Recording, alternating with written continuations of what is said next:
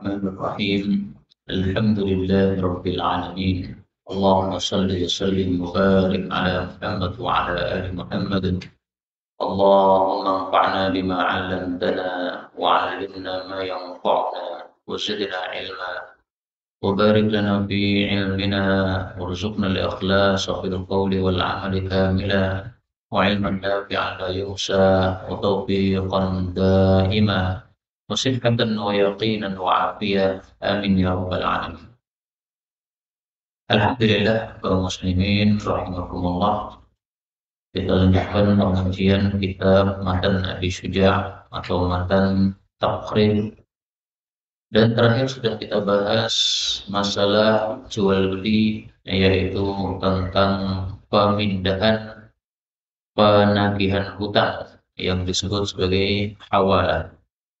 Nah, sekarang kita lanjutkan bab baru, yaitu ahkam ad-dhaman. Hukum-hukum tentang dhaman. Dhaman itu adalah menjamin pelunasan hutang. Wa yasihhu, dan sah. Dhaman menjamin atau menanggung. Ya, boleh diartikan menjamin atau apa? Menanggung. Ad-duyun, utang-utang, al-mustaqirrah, yang ada fi dhimmah, pada tanggungan seseorang. Ila, apabila ulima, diketahui qadruha, kadar dari hutang. Kaum muslimin rahimani rahimakumullah, hadis ini bicara tentang utang piutang dan tentang menjamin atau menanggung utang orang lain. Contohnya menanggung utang, misalnya yang dilakukan oleh sahabat Nabi Shallallahu Alaihi Wasallam, yaitu Abu Qatadah. Dia melihat seorang sahabat Nabi yang mati, menanggung hutang, dan tidak punya warisan untuk melunasi hutang. Maka Rasulullah tidak mau mensalatkan jenazahnya. Ini kejadian dulu di awal Islam. Adapun setelah itu Nabi tetap mensalatkan orang-orang yang punya hutang dan mati dan tidak ada warisan untuk melunasi hutang. Tapi ini di awal Islam tidak disalati oleh Nabi. Nah, melihat orang seperti itu, Abu Qatadah kasihan. Maka fatahammalaha Abu Qatadah. Maka Abu Qatadah menanggung utangnya tetangganya tadi. Abu Qatadah mengatakan ad-dinarani, 2 dinar yang merupakan utangnya orang tadi, alayya, atas tanggungan saya. Nah, ini berarti menanggung utang orang lain. Seperti ini sah, nggak ada masalah. Jadi pelunasan utang tidak harus dari orang yang berhutang itu sendiri. Pelunasan utang boleh ditanggung oleh orang lain. Saya punya utang, kemudian saya mati. Ketika saya mati, maka tetangga saya yang kaya raya bertanya kepada keluarga saya, ini punya utang enggak? Punya. Berapa utangnya? Misalnya 2 dinar tadi. 1 dinar sekarang 4 juta. Nah, berarti sekitar 8 juta ini utangnya. Nah, maka tetangga saya mengatakan, baiklah, saya yang akan melunasi utangnya, 8 juta. Warisannya tidak usah diusik-usik untuk melunasi utang tadi. Warisannya silahkan dibagi untuk ahli waris. Utangnya saya yang melunasi. Boleh seperti itu. Sah. Jadi pelunasan hutang tidak harus dari apa? Uang dari pemilik hutang itu sendiri. Dari orang lain nggak ada masalah. Pernah suatu saat ada orang kaya raya di satu masjid, dia duduk wirid pada subuh, kemudian ada orang ngadu kepadanya. Ini saya ditagih terus-menerus untuk membayar utang, sementara saya tidak bisa melunasi. Maka orang kaya ini bertanya, berapa utangnya, Pak? Utangnya waktu itu saya dengarnya kalau nggak salah 18 juta atau berapa. Nah, kemudian hari esoknya lagi, tiba-tiba orang kaya tadi mengatakan kepada orang yang mengadu tadi, bergembiralah Pak, utang 18 juta sudah dilunasi seseorang. Sudah dilunasi seseorang. Siapa yang melunasi? Dia nggak beritahu. Pokoknya dia berkatakan, ini buktinya, sudah dilunasi 18 juta. Sudah ditransferkan kepada orang yang nagih-nagih kemarin itu. Nah, maka ditanya, orang yang orang yang mengadu tadi bertanya, siapa yang melunasi ini? Ya, pokoknya ada hamba Allah. Nah, saya mengira bahwa yang melunasi ya bapak itu sendiri, yang orang kaya tadi. Dia orang kaya, memang terkenal kaya di kampung itu, tapi juga terkenal ahli ibadah. Habis subuh biasanya orang-orang sudah pada pergi, saya lihat orangnya masih tetap di masjid untuk berzikir kepada Allah Subhanahu wa taala. Sampai kapan nggak ngerti. Mungkin sampai terbit matahari atau karena saya juga tidak sering untuk zikir di masjid sampai terbit matahari. Nah, seperti ini boleh sah. Meskipun yang melunasi tadi misterius nih. Sing lunasi sapa? Boten nafas, ada hamba Allah nih. Nah, hamba Allah terserah siapa dia. Mau malaikat, mau jin, mau manusia, pokoknya sudah dilunasi, sudah sah. Adapun yang dibahas dalam buku ini gambarannya lain. Sah menjamin pelunasan utang yang ditanggung oleh seseorang apabila diketahui kadar utang tadi. Contohnya gimana? Misalnya A punya utang kepada B. Kemudian B ini menagih kepada A. A belum bisa membayar. Akhirnya B marah-marah. Nah, maka saya lerai. Sudah nggak usah marah-marah. Saya menjamin bahwa utangmu kepada A ini nanti akan lunas. Ini sudah jatuh tempo belum? Belum. Jatuh temponya kapan? Akhir bulan. Nah, sudah. Saya jamin nanti lunas. Nah, ini berarti saya menjamin pelunasan utang A kepada B. Boleh seperti itu. Apakah saya harus punya uang? Nggak harus saya punya uang. Bisa jadi saya punya pikiran, nanti kalau si A ini teman saya nggak bisa melunasi utang, maka nanti akan saya carikan ya orang lain, kenalan-kenalan saya yang kaya, untuk bisa melunasi hutang tersebut. Nah, maka saya yang menjamin, saya harus berusaha untuk mencari bagaimana caranya supaya utang dia betul-betul terlunasi nanti pada saat sudah jatuh tempo. Nah, sikap saya menjamin utang seseorang, padahal saya tidak ikut nanggung utang tadi, saya tidak ikut berutang, boleh seperti itu. Syaratnya harus apa? Harus utangnya di al-mustaqirrah. Memang utangnya sudah betul-betul ada. Kapan utangnya? Kemarin tanggal 1. Berapa? 10 juta. Nah, berarti sudah ada kan? Ini sekarang sudah tanggal 5.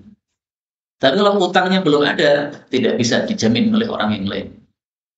Misalnya saya mengatakan, ya, silakan mobilnya ini dijual kepada A. Nanti pelunasannya atau bayarannya saya yang menjamin. Berarti kan belum utang kan ini? Karena mobilnya belum diserahkan. Nah, ini seperti ini nggak bisa, nggak sah. Sah apabila utangnya sudah betul-betul ada. Kamu punya utang, belum terbayarkan. Nah, saya menjamin, saya jamin pasti nanti akan terlunasi kalau sudah jatuh tempo. Syarat yang kedua juga harus ulima qadruha, harus diketahui kadarnya utangnya berapa. Utangnya berapa? 10 juta. Nah, saya bisa ngira-ngirakan kan? Oh, kalau mencari duit 10 juta insya Allah gampang lah. Saya jamin bisa untuk terlunasi nanti ketika jatuh tempo. Maka tidak boleh seandainya utangnya tidak terketahui. Ada orang rame-rame ternyata menagih utang. Nah, saya kemudian datang melerai, saya mengatakan, udah, nggak usah rame, utangnya saya jamin. Tapi saya nggak ngerti utangnya berapa. Nggak boleh seperti itu, nggak sah. Kenapa? Bisa jadi ternyata utangnya besar sekali. Ternyata saya tanya, berapa utangnya, Pak? Utangnya 1.000 juta. Waduh, saya juntaran duit semua. Saya punya tabungan, misalnya, tapi cuma 100 juta. Ternyata dia 1.000 juta. Nah, tiwas saya menanggung, ternyata apa?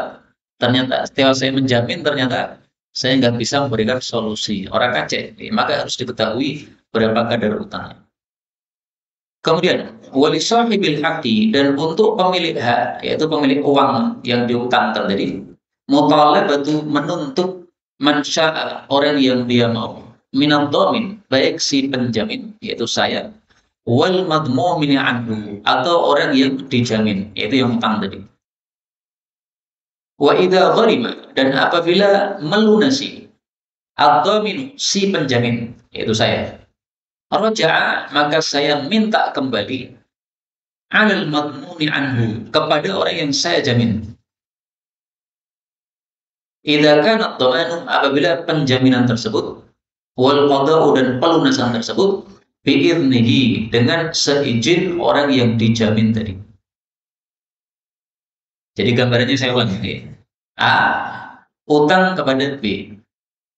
Saya menjamin, pasti insya Allah nanti lunas utangnya. Oke. Nah, maka B ini yang memberikan utangan boleh nuntut kepada si A yang utang, boleh juga nuntut kepada saya. Kenapa? Saya yang menjamin. Jadi tanggungan orang yang menjamin adalah kalau diminta utangnya, boleh dia diminta utangnya, boleh. Tidak boleh saya marah. Loh, saya kan cuma menjamin, saya nggak utang, yang utang A, ya kalau nuntut sana, nggak boleh begitu. Kamu menjamin berarti kamu juga bertanggung jawab menerima kalau ada tuntutan tagihan ini. Kalau A yang ditagih dan dia ternyata bisa melunasi, sudah jatuh tempo, bisa melunasi, nah, sudah selesai. Urusan dia selesai, urusan saya selesai. Karena urusan dia selesai, otomatis urusan saya juga ikut selesai, karena saya cuma menjamin saja. Tapi kalau ternyata si A jatuh tempo belum bisa melunasi, maka saya karena sudah terlanjur menjamin, berarti saya yang melunasi. Kalau saya yang melunasi, berarti kan saya rugi nih. Dia utang 10 juta, tapi yang melunasi saya 10 juta. Berarti saya rugi nih 10 juta. Nah, supaya saya tidak rugi, saya minta ganti kepada A yang sudah saya jamin tadi. Alhamdulillah Pak, kemarin akhir bulan yang ngutangi engkau sudah datang kepada saya. Sudah saya lunasi 10 juta. Nah, tinggal panjenengan nyicil kepada saya sampai 10 juta. Berapa bisanya nyicil berapa? 1 bulan saya bisa 1 juta. Baik, 1 bulan 1 juta sampai 10 bulan. Nah, dia nyicil kepada saya yang saya sudah melunasi utang tadi. Itulah yang dimaksud roja'a al madmun. Ya, saya kembali minta kepada orang yang saya jamin tadi. Itu apabila penjaminan dan pelunasan dengan izin si A yang utang tadi. Menurut beliau penulis kitab ini.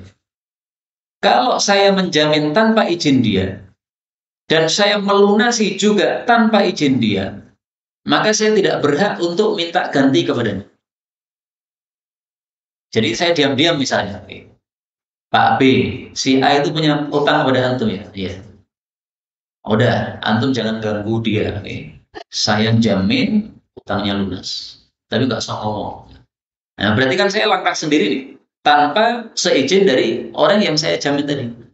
Kalau saya melangkah sendiri tanpa seizin orang yang saya jamin, maka kalau saya melunasi utang tersebut, saya tidak boleh minta ganti kepada orang yang saya utangi.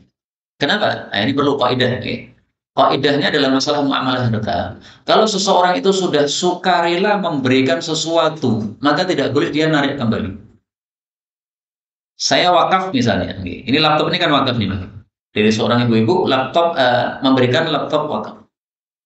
Ini kalau beliau minta kembali bisa nggak? Nggak boleh.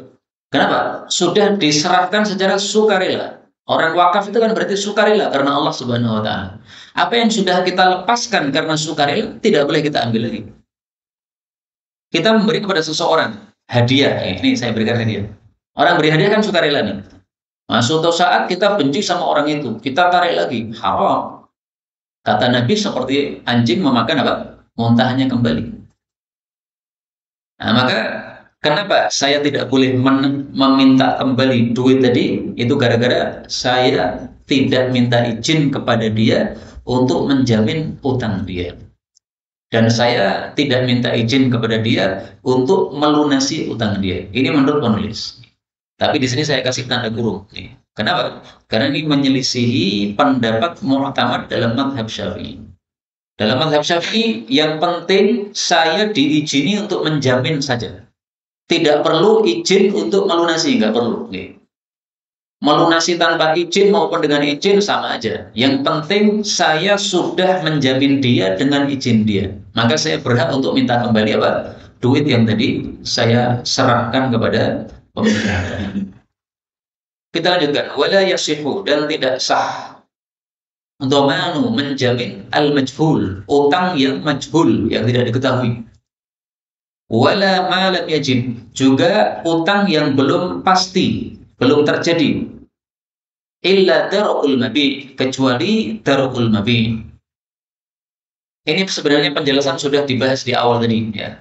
Bahwa sahnya menjamin hutang itu adalah harus mustaqirrah, hutangnya sudah ada. Kalau hutangnya belum ada, nggak bisa dijamin itu. Kemudian harus ulima qadruha, harus diketahui kadar hutangnya berapa. 10 juta, udah diketahui. Nah, tapi kalau tidak diketahui, berarti tidak sah penanggungan hutang tadi itu. Illa darul mabi, kecuali kasus darul mabi. Apa ini kasus darul mabi? Ini kasusnya perlu digambarkan supaya paham. Ada pembeli dan penjual dan ada penjamin. Contohnya ini, A membeli kepada B. Membeli apa? Mobil misalnya. Nah, kemudian A setelah mendapatkan mobil, maka dia minta jaminan. Saya minta jaminan mobil ini. Nanti kalau mobil ini ternyata ada masalah, yaitu bukan miliknya si penjual, saya minta ada yang menjaminnya. Nah, maka saya karena kenal dengan si penjual mobil tadi, saya mengatakan, baik, saya mau menjadi penjamin bagi mobil tadi. Jadi saya menjamin uang dia akan kembali kalau seandainya mobil tadi ternyata bukan milik si penjual tadi. Ternyata betul. Setelah 1 bulan mobil dipakai, tiba-tiba di tengah jalan dicegat orang. Ini mobil saya ini. Lah kok tahu mobilnya? Ya, kemudian dia memberikan buktinya. Ini mobilnya, buktinya milik saya ini. Ternyata itu adalah mobil dimaling orang. Jadi mobil dia dimaling orang. Nah, maka sekarang ketemu di jalan, dia minta lagi, ini mobil saya dimaling orang nih. Nah, maka si pembeli tadi kan rugi nih, sudah membayar harga mobil, ternyata mobilnya mobil malingan ternyata, bukan miliknya si penjual tadi. Nah, maka karena saya sudah menjamin, maka saya pun memberikan uang yang sudah saya jamin tadi. Kamu beli mobil berapa? Beli mobil 10 juta. Nah, saya berikan nih 10 jutanya. Itulah yang disebut sebagai apa? Darul mabi. Baik saya menjamin uangnya atau saya menjamin mobilnya. Kalau saya menjamin mobilnya berarti contohnya dibalik aja. Ini pembeli menyerahkan duit kepada penjual mobil. Si penjual mobil mengatakan, saya minta ada yang menjamin nih. Siapa yang bisa menjamin nih? Maka saya menjamin. Baik, saya jamin. Karena saya kenal dengan si pembeli. Ternyata terbukti bahwasanya duit yang digunakan untuk membeli tadi itu adalah duit hasil curian, bukan milik dia sendiri. Nah, maka ditemukan oleh pemiliknya. Ini duit saya ini, ya, buktinya nih, ya. Kalau zaman dulu kalau duit dinar ya, duit dinar itu ada tandanya. Ini pemiliknya siapa? Ini bukan apakah milik dia betul ataukah tidak. Nah, ketika terbukti bahwa bukan milik dia, maka akan diambil oleh pemiliknya yang asli. Nah, berarti dia sudah kehilangan apa? Duit tadi. Duitnya ditarik oleh pemilik asli. Nah, maka saya menjamin. Saya kembalikan apa? Harus betul-betul mobilnya datang kembali karena dia tidak mungkin mendapatkan kerugian seperti itu. Itulah yang disebut sebagai darul mabi. Sudah selesai pembahasan tentang penjaminan atau penanggungan pelunasan hutang seseorang. Kita lanjutkan bab berikutnya. Babul kafalah atau ahkamul kafalah. Hukum-hukum kafalah. Wal kafalatu, dan kafalah bil badan, dengan badan, jaizatun, boleh. Idza kana, apabila adalah alal makfuli bihi, atas orang yang dikafil, hakun, ada suatu hak, li adamiyin, untuk seorang manusia. Kaum muslimin rahimani wa rahimakumullah. Kafalah itu artinya adalah menjamin juga. Apa bedanya dengan doman? Kalau doman tadi menjamin harta seseorang atau utang seseorang. Kalau kafalah menjamin badan seseorang. Maka beliau mengatakan, dan menjamin badan itu boleh apabila yang dijamin tadi menanggung suatu hak atas atau milik seorang manusia. Gambarannya gimana? Contoh, Seseorang punya hutang kepada orang lain. A punya hutang kepada B. Nah, berarti A ini menanggung suatu hak miliknya B, ya kan? Saya menjamin A, tetapi bukan menjamin pelunasan utangnya, menjamin menghadirkan orangnya ini. Ini A mau pergi safar, yang ngutangi melarang, jangan pergi safar, nanti kamu lari nanti. Kamu mau ke luar negeri, paling-paling kamu mau lari dari saya kamu. Nah, saya karena kenal dengan A, saya mengatakan, saya jamin, saya kafil bahwa dia tidak akan lari. Saya ngerti, orangnya pergi kemana saya ngerti. Maka dia pergi nggak apa-apa. Nanti saya menanggung bahwa dia datang lagi. Datang lagi sehingga akan melunasi utang, tidak akan lari dari utang. Nah, itu berarti saya menjamin apa? Penghadiran badannya dia, bodinya dia, nggak akan lari kemana. Nah, maka ini boleh apabila apa? Idza kana al-maghfuli bihi haqqun li adami. Kalau memang dia mempunyai kewajiban yang harus ditunaikan kepada seorang manusia. Contohnya utang tadi. Tetapi kalau itu adalah hak kepada Allah, bukan hak kepada manusia, saya tidak boleh menjamin, tidak boleh mengkafil, enggak boleh. Contoh ada orang berzina. Orang berzina dalam hukum Islam, dia bahkan dirajam atau dicambuk. Nah, ini sudah menikah, berarti dia dirajam. Sebelum dirajam, dia minta izin. Saya minta izin untuk melakukan umroh. Sehingga sebelum dirajam saya sempat umroh. Nah, maka qadhi atau hakim mengatakan, nggak bisa. Rajam, nanti kamu kalau lari malah umroh malah lari, nggak balik ke Indonesia. Nah, saya yang kenal dengan dia menjamin, mengkafil. Pak Hakim, saya kafil bahwa bodinya nanti akan datang ke sini setelah umrah, nanti dirajam setelah itu. Saya menjamin. Tidak boleh seperti itu. Kenapa? Ini haknya Allah Subhanahu wa taala. Rajam itu haknya Allah. Yang boleh adalah hakun li adami, haknya manusia. Dalam satu hadis yang dhaif disebutkan, la kafalata fi haddin. Tidak boleh mengkafil dalam hukum hak. Zina termasuk apa? Rajam termasuk hukum hak. Maka saya mengkafil tidak boleh. Mengkafil pasti bisa mendatangkan badannya orang tadi balik lagi ke negerinya untuk dirajam. Enggak bisa. Ini karena haknya Allah Subhanahu wa taala, bukan haknya manusia. Tidak memenuhi syarat. Meskipun hadisnya dhaif, tetapi apa? Dipakai oleh para ulama fikih dalam bab ini karena memang tidak ada hadis yang lain selain hadis tersebut. Sudah selesailah pembahasan tentang kafalah dan dhaman, dan sama-sama pembahasan tentang menjamin, satunya menjamin masalah utang, satunya menjamin masalah mendatangkan badannya orang yang punya kewajiban. Kita lanjutkan sekarang ahkamus syarikah, hukum-hukum perserikatan. Wali syarikat dan untuk perserikatan khamsu syara'ita. Ada 5 syarat. Kaum muslimin rahimani wa rahimakumullah, yang dimaksud perserikatan adalah berkumpulnya 2 orang atau lebih untuk suatu perdagangan. Itu namanya perserikatan. Yang dibahas dalam kitab perjualbeli ini. Contohnya, saya ingin membuat rumah makan. Butuh dana 100 juta. Saya punya dana 50 juta saja. Saya ajak teman saya untuk nambahi dana 50 juta. 50 tambah 50, 100 juta. Pas bisa buat rumah makan.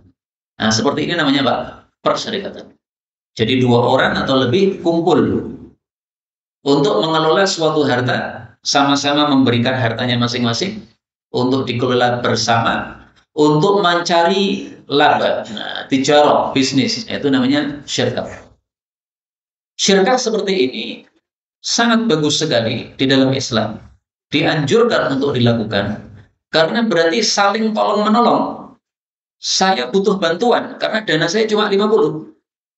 Teman saya punya dana 50. Maka saya mengajak dia untuk melakukan syirkah ini. Berarti dia sudah membantu saya. Dan dengan melakukan syirkah itu, saya juga membantu dia. Karena uangnya yang 50 yang mengendap tadi, yang tidak bisa menghasilkan apa-apa, saya ajak supaya bisa menghasilkan. Sehingga saya mendapatkan manfaat dan dia juga mendapatkan manfaat. Maka syirkah seperti ini dalam Islam sangat-sangat diharamkan. Dalam hadis ya disahihkan oleh sebagian ulama, tapi sebagian mendhaifkan. Bahwasanya Allah Subhanahu wa taala mengatakan ana tsalitsus syarikain. Saya ini kata Allah adalah orang yang ketiga dari 2 orang yang berserikat. Artinya kalau ada dua orang berserikat dalam tijarah, dalam bisnis tadi, Allah gabung sama mereka. Membantu maksudnya, Allah membantu mereka. Malam yakun ahaduhuma sahibahu, selama salah satunya tidak khianat kepada yang lain. Fa in khanahu, tapi kalau khianat, kharajtu min bainihima, saya akan keluar dari keduanya, tidak membantu lagi terhadap keduanya. Hadis riwayat Abu Dawud. Nah, karena itu kalau ada kesempatan kita untuk melakukan suatu syirkah, ini bagus kita lakukan. Ada tawaran misalnya dari teman kita membutuhkan dana untuk melakukan suatu bisnis, menjalankan suatu bisnis. Nah, kita bisa membantu syarikat, berserikat. Bagus ini. Dananya sesuai yang diperlukan. Tidak harus 50 juta, 50 juta. Misalnya dia punya 50 juta, butuhnya 150 juta. Nah, berarti kita tambahkan 100 juta. Atau butuhnya 75 juta, berarti dia perlu 25 juta saja. Kita tambahkan 25 juta. Nggak ada masalah. Nggak harus sama. Berbeda-beda silahkan. Yang penting berserikat sama-sama mengeluarkan harta untuk perserikatan tersebut. Tapi di sini ada syarat ya. Malam yakun. Tidak boleh khianat. Begitu khianat, Allah langsung keluar. Sehingga meskipun yang khianat satu orang, tapi dua-duanya kena imbas. Allah melepaskan dari keduanya. Karena itu sebelum melakukan perserikatan, kita harus tahu siapa teman serikat kita. Jangan berserikat dengan sembarang orang.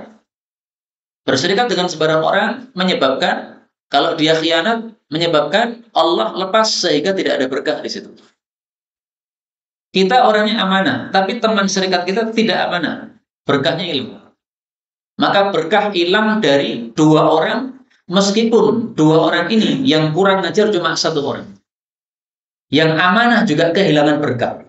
Kenapa? Karena kesalahan dia adalah berteman dengan orang yang tidak amanah. Maka dalam Islam juga kita disuruh untuk berteman dengan orang-orang yang baik. Orang buruk akan merembet buruknya kepada kita. Maka disuruh menjauhi. Nah, maka orang berserikat dengan orang yang tidak amanah, kesalahannya apa? Kesalahannya adalah berteman dengan orang buruk. Akhirnya berkah dicabut oleh Allah. Salah dia berteman dengan orang yang buruk. Dalam Al-Quran Allah Subhanahu wa Ta'ala menyebut perserikatan dengan istilah khulaqa. Maka perserikatan boleh juga disebut khilfah. Pada surat Shad ayat 24. Wa inna katsiran minal khulaqa, dan sesungguhnya banyak orang-orang yang berserikat, la yabghi ba'duhum 'ala ba'din, melampaui batas sebagian mereka kepada sebagian yang lain. Illal ladzina amanu wa 'amilus shalihat, kecuali orang-orang beriman dan beramal saleh. Wa qalilum mahum, betapa sedikit mereka yang beriman dan beramal saleh, yang tidak zalim kepada teman serikatnya itu. Betapa sedikit. Ini kalimat ini perlu diperhatikan. Wa qalilum mahum, betapa sedikit mereka. Jadi yang amanah itu betapa sedikit. Nah, maka untuk berserikat harus hati-hati. Betul-betul harus tahu siapa teman serikat kita. Tidak tahu nggak usah. Kalau tahu sudah ngerti sifatnya, oh sifatnya orang ini jujur, nggak ada masalah. Dia tidak teledor, nah, mari berserikat. Baik, perserikatan supaya sah gimana? Nah, beliau mengatakan, nomor satu, antakuna, bahwasanya perserikatan itu ala nadin, atas duit, atas mata uang, minat dirham, baik berupa dirham, wad dananir, atau berupa dinar. Nah, zaman dulu mata uangnya dinar atau dirham. Kalau sekarang pakai rupiah, pakai dolar, pakai real, silahkan. Berserikat hanya boleh dengan mata uang. Selain itu nggak boleh. Berserikat misalnya padi atau beras, nggak bisa. Petani punya beras misalnya 1 kintal. Dia mengajak temannya untuk mengumpulkan lagi sampai 10 kintal. Kalau sudah 10 kintal, nanti ini bisa diserikatkan. Bisa dimasukkan ke dalam suatu pabrik yang membutuhkan beras yang banyak.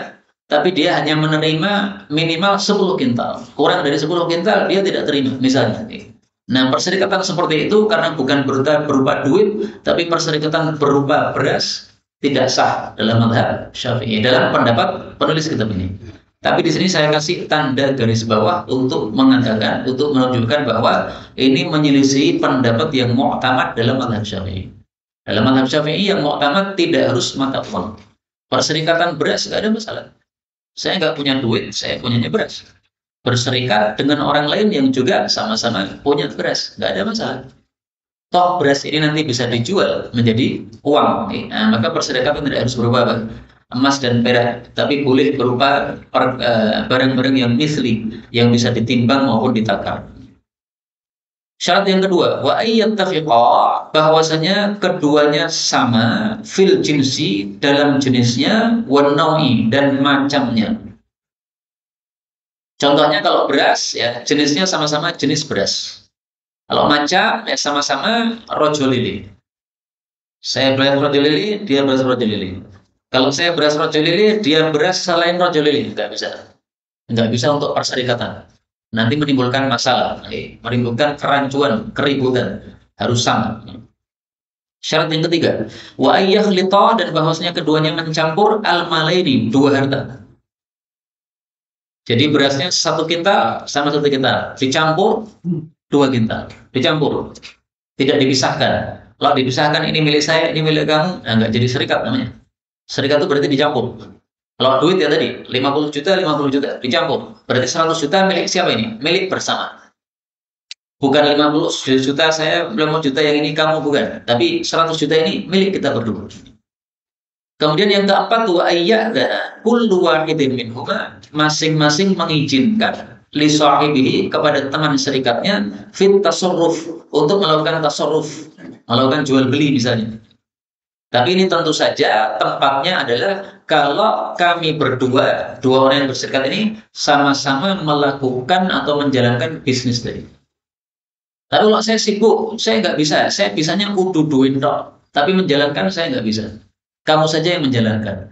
Nah, maka tentu saja tidak harus kedua-duanya saling mengizinkan untuk tasarruf. Cukup saya yang tidak bisa mempergunakan uang tadi untuk mengizinkan kepada teman serikat saya untuk menjalankannya.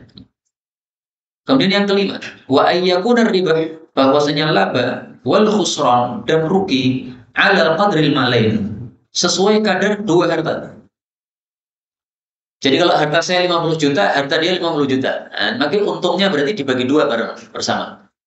Untungnya misalnya 100 juta. Nah, berarti tinggal dibagi dua. 50 juta, 50 juta. Atau ternyata tidak untung, malah rugi. Kita kumpulkan modal 100 juta. Setelah berbisnis, akhirnya sisa duitnya tinggal 60 juta. Nah, berarti gimana nih? Nah, dibagi sesuai kadar harta. Harta saya 50 juta, harta dia 50 juta. Berarti kan dua saham nih. Nah, maka 60 juta yang tersisa dibagi dua. 30 juta, 30 juta. Seandainya saham saya lebih sedikit, saya 50 juta, teman saya 100 juta. Berarti kan 3 saham nih. 50, 50, 50. Dia 2 saham, saya 1 saham. Nah, maka cara pembagiannya juga begitu. Kalau nanti ada laba, labanya berapa? Labanya misalnya 99 juta. Nah, cara baginya, dia dapat 2 saham, saya dapat 1 saham. Berarti saya dapat laba 33 juta, dia dapat laba 66 juta. Atau sebaliknya rugi. Sudah terkumpul duit 150 juta, saya 50, dia 100. Setelah dibisniskan, ternyata bangkrut. Tersisa duit 75 juta. Gimana cara pembagiannya? Saya dapat 1 saham, dia dapat 2 saham. Berarti saya dapat 25 juta, dia dapat 50 juta. Demikian maksud dari poin yang kelima ini. Maka tidak boleh, persyaratannya tidak adil. Misalnya saya duitnya 50 juta, dia duitnya 100 juta. Saya minta syarat bahwasanya nanti labanya dibagi berdua bareng pas 50%, 50%. Nggak sah begitu. Karena duit saya lebih sedikit daripada duit dia, kok minta laba lebih gede daripada duit saya, nggak sah. Meskipun dia ridho rela, nggak bisa. Itu bukan syirkah seperti itu. Syirkah dibangun atas asas keadilan. Maka kalau danamu segitu, berarti labamu juga sesuai duitmu tersebut. Tidak boleh mengambil lebih. Meskipun dia rela, nggak bisa. Itu bukan syirkah namanya. Itu bukan asas keadilan. Kalau dia pengen sedekah, caranya nggak begitu. Caranya setelah laba dibagi, dia lebih banyak labanya, saya lebih sedikit. Nah, habis itu dia kemudian sedekah kepada saya, sehingga jadi sama. Dia dapat 50, saya dapat 50. Setelah dia mendapatkan haknya, boleh seperti itu. Tapi kalau sejak awal disepakati bahwa hasilnya dibagi sama 50%, 50%, padahal modalnya beda, tidak sah. Ini bukan asas keadilan, tidak diajarkan di dalam Islam. Kemudian walikulli wahidin minhuma, masing-masing keduanya boleh fasfuha untuk membatalkan perserikatan tadi mata sya'al, kapanpun dia menghendaki. 50 juta, 50 juta. Terkumpul 100 juta membuat rumah makan. Di tengah perjalanan, kemudian teman saya tadi membatalkan. Mohon maaf, saya berhenti. Loh, kenapa berhenti? Ini sudah jalan nih rumah makannya. Setiap hari ada yang beli nih. Lumayan, insya Allah hasilnya ada. Dia mengatakan saya butuh 50 juta untuk menyekolahkan anak saya. Anak saya mau kuliah, daftarnya ini 50 juta. Saya berhenti. Nah, boleh. Dia berhenti, boleh. Atau saya yang berhenti juga boleh. Padahal saya yang awalnya mengajak. Mohon maaf, ternyata ngurusi rumah makan rumit ya, menyibukkan belajar saya, malah nggak bisa ngajar karena tidak bisa fokus untuk belajar. Ini menyulitkan saya berhenti saja. Saya membatalkan boleh. Tapi tentu saja kalau membatalkan seperti ini berlaku kaidah umum. Rasul Shallallahu Alaihi Wasallam bersabda, la dororo wa la diroro. Tidak boleh memadoroti dan tidak boleh saling memadoroti. Dibatalkan boleh, tapi nggak boleh memadoroti. Nah, maka seandainya berhenti di tengah jalan, tapi masih bisa lanjut tidak madorot, ya berarti silahkan ya ambil duitnya. Tetapi kalau ternyata berhenti di tengah jalan tidak bisa, ini madoroti nggak bisa nih. Ini harus nunggu sampai akhir tahun. Ini bisnis seperti ini paling cepat bagi hasilnya 1 tahun. Kalau belum 1 tahun nggak bisa berhenti, nanti termadoroti. Nah, kalau termadoroti nggak boleh, karena apa? Tidak boleh saling memadoroti tadi. Kenapa kok boleh untuk menghapuskan atau membatalkan perserikatan tadi? Karena perserikatan ketika dibatalkan itu bisa dilanjutkan dengan orang lain. Dia batal. Nah, saya tawarkan orang lain kan bisa nih. Ini ada orang membatalkan atau menghentikan perserikatannya. Ini sebenarnya bisnisnya sudah jalan. Siapa yang mau melanjutkan nih? Nah, bisa dilanjutkan oleh orang lain. Nah, apalagi kalau bisnisnya sudah jalan, biasanya banyak yang tertarik, nggak ada masalah. Berarti ada solusi. Maka selama tidak memadoroti, nggak ada masalah. Ada solusi, nggak ada masalah. Dan hukumnya seperti ini disebut sebagai akad yang tidak lazim. Tidak lazim maksudnya tidak wajib dilanjutkan oleh dua orang ini terus-menerus, enggak. Maka akad ada dua macam ya. Ada yang lazim dan ada yang jaiz. Ini termasuk akad yang jaiz. Nah, maka setiap akad yang jaiz boleh seseorang berhenti darinya atau membatalkannya.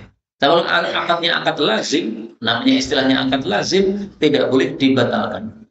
Jual beli misalnya, kalau sudah barang diambil dibawa pulang, itu akad lazim, dibatalkan nggak boleh. Dia beli motor dari saya, setelah itu dibawa pulang ke rumah, duit sudah dibayar. Sampai rumah anaknya mengatakan, motor kayak gini saya nggak cocok pak, jangan beli yang kayak gini pak.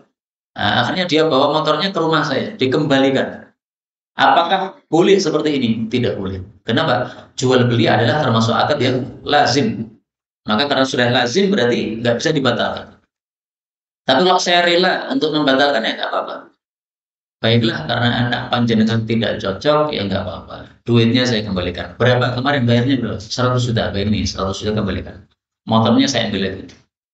Kalau saya sukarela seperti itu, bagus. Itu menyebabkan dosa saya diampuni oleh Allah Subhanahu wa Ta'ala. Tapi saya tidak wajib untuk menerima. Kenapa? Akadnya sudah lazim. Sudah putus, sudah sah, nggak bisa dibatalkan. Kalau mau dibatalkan, saya memberikan syarat juga boleh.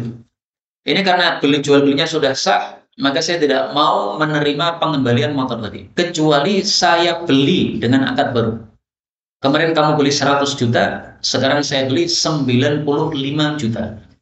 Saya maunya beli 95 juta. Di atas itu saya nggak mau. Nah, boleh seperti itu. Berarti dia kembalikan motornya, saya bayar berapa? 95 juta. Saya sudah untung 5 juta. Nggak ada masalah. Ambil untung 5 juta, ini jual beli yang sah. Kemarin dia beli, jual belinya sah. Sekarang saya beli, jual belinya juga sah, sama. Kemudian wa mata, kapan mati ahaduhuma, salah satu dari teman serikat tadi batalan, maka serikatnya sudah otomatis batal.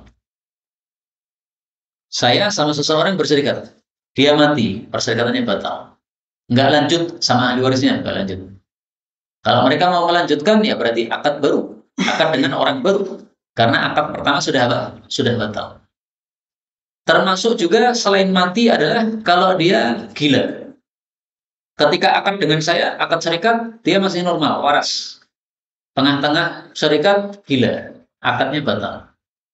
Karena orang gila sama dengan orang mati. Sudah nggak bisa mikir lagi. Demikian juga kalau pingsan. Pingsan, maka akadnya batal. Karena pingsan itu sama dengan mati, tapi apa? Mati kecil. Begitu dia bangun dari pingsannya, misalnya pingsan 1 bulan. Ada kan Pak, pingsan sampai 1 bulan. Atau nggak usah 1 bulan lah, 1 hari. Nggak usah lama-lama pingsannya. Nah, begitu siuman dari pingsannya, maka akad perserikatan harus diperbarui lagi. Kenapa? Sudah batal. Kenapa sudah batal? Karena sudah terputus gara-gara kematian dia, kematian kecil dia. Kalau tidur enggak. Nah, tidur itu dibangunkan bangun. Tapi kalau orang pingsan dibangunkan enggak bangun. Maka tidur tidak disamakan dengan mati, tapi pingsan disamakan dengan mati. Demikianlah yang dibahas oleh para ulama fikih kita dalam masalah ini. Insya Allah kaum muslimin rahimahumullah, pada pertemuan yang akan datang kita bahas masalah baru, yaitu masalah tentang al-wakalah atau perwakilan.